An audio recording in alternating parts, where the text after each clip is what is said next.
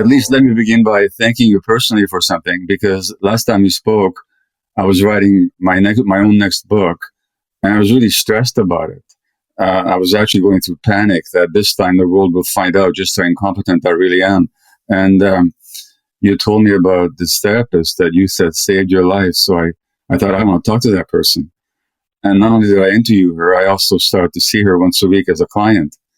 And it really helped me finish writing the book. So thanks for that referral. Of course. On that? Sorry? I said, can we get in on that? Yeah. Maybe privately you can.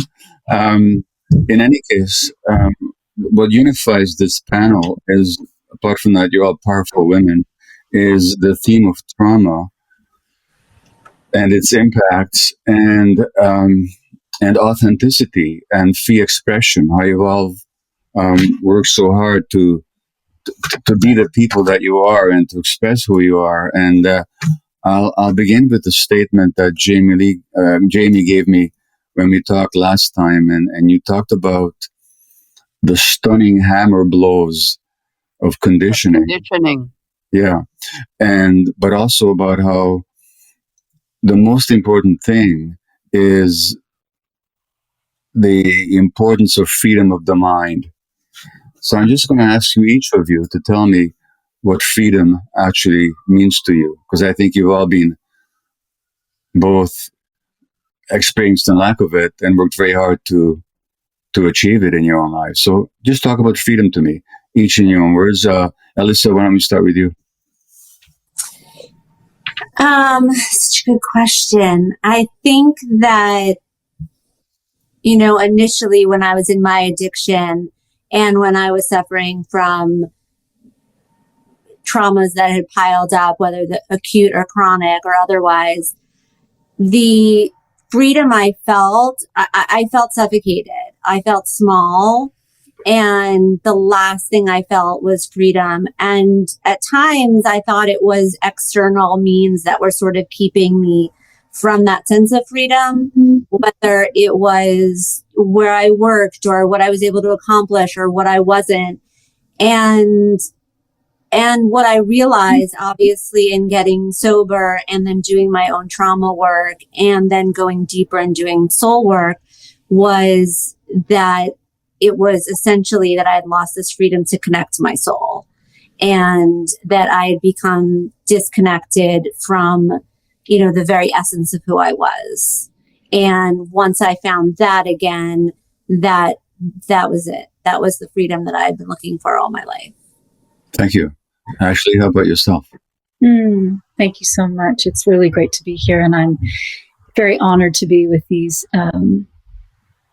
fellow powerful women. I respect all of you so much. One of the great questions I continually ask myself in my recovery is, how free do I want to be? How free do I want to be?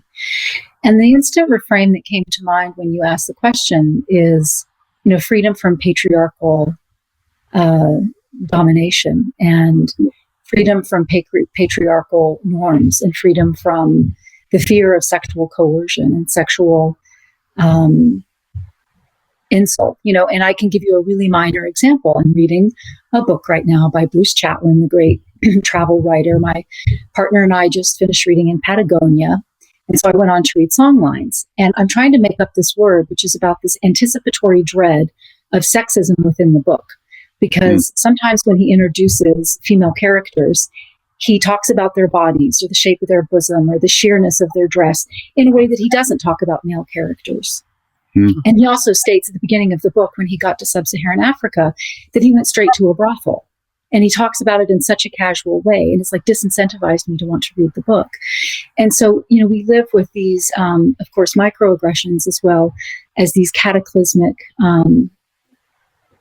more extreme, overt examples of patriarchal violence. And of course, I talk about it so openly. I was molested for the first time that I remember when I was 7 years old. And part of my freedom around that was I went immediately to adults and told them, but they said, oh, he's a nice old man. That's not what he meant. And so freedom is being believed, and the end of impunity. Freedom is the end of impunity. First of all, that men just have a ceasefire and they don't rape anybody. And then we have the freedom from this toxic masculinity and turn all this up or on its head and just like stop. So there's a lot in there, but I know we've got a wonderful hour to spend with each other. Thank you so much. Jamie, freedom of the mind. What does that mean for you?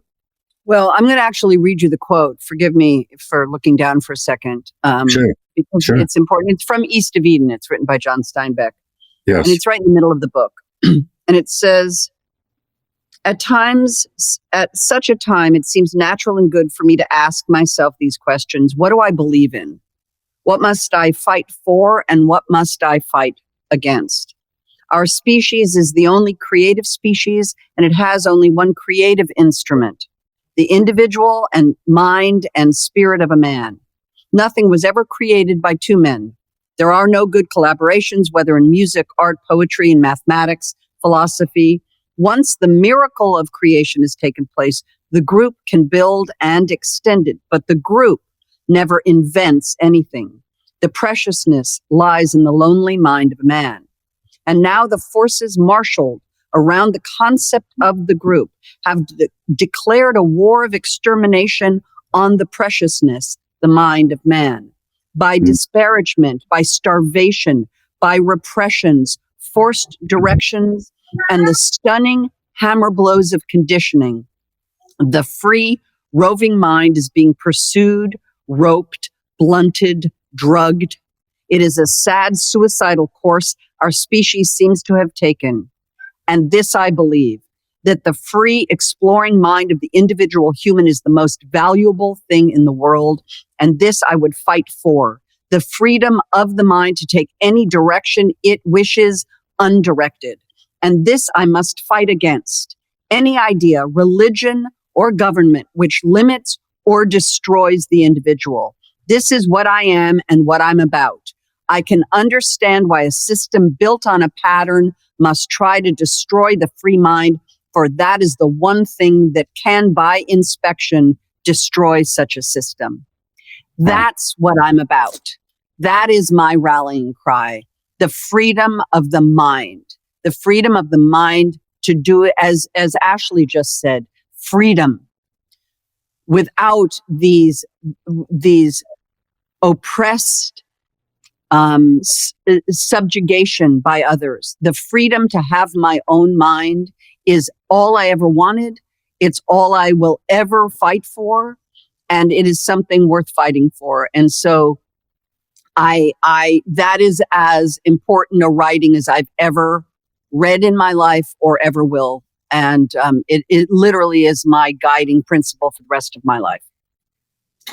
Thank you. Well, Mona, that takes me very directly to you because for two reasons. One is that when you first broke out, I believe it was because you very much stood up against the suppression within your own culture and of women particularly. But also, as a Muslim woman in a Western society, and you very proudly and even militantly wear your hijab, which is seen as a symptom of oppression. So on the one hand, you stood up for freedom within your own culture at some cost to yourself, I think.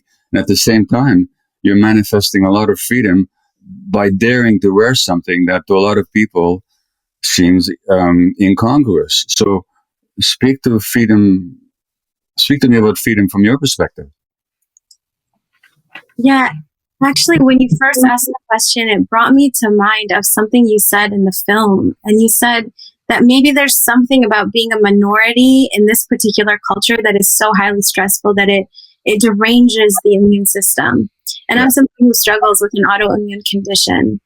And when you said that, it impacted me so deeply. I actually started to tear up. And as the tears fell, it reminded me that this is a symbol to so many people. You know, the way that I dress is a symbol of so much to so many people, when in reality, it is simply a choice of attire that for me is the same way someone would adorn themselves with the practice of meditation. I adorn myself in this practice, where every day I reconnect and reorient my life that my relationship to my own heart is the most central relationship. And for me, freedom is, I feel deeply that freedom is the cultivation and refinement of the heart, and the freedom to sit in silence and to do that deep work without disruption from patriarchy, without disruption from empire or racism or white supremacy, or sexism or whatever the ism is that wants to come into my life and tell me that I'm not entitled to refine this heart and to do that deep soul work that connects me to the deepest parts of myself. Because I feel that empire, consumerism, capitalism is getting in the way of that. It tells me that I need stuff, when in reality, all I need is this deep connection. And so for me, that's ultimate freedom, is to break away from all of that and to say that I have what I need here. Now, I have to say that in my own life, I mean, I endorse, appreciate, and I'm inspired by everything you all said. At the same time, in my own life, freedom has also meant liberating myself from the impacts of trauma in my life. So I'm going to ask all of you to comment on, I'm not going to ask you what happened to you. I mean, you can say as much or as little about that. Ashley has already talked something about it in her life about that. But I'm more asking about how trauma manifested in your life and what work you've done to free yourself from the internal impacts, because I myself carried the imprints for a long time, and it wasn't so much externals that kept me imprisoned as, in my own case, the internal imprints. So, how has trauma showed up in your life, and what work have you done to liberate yourself from it? And Jamie, if I can begin with you this time.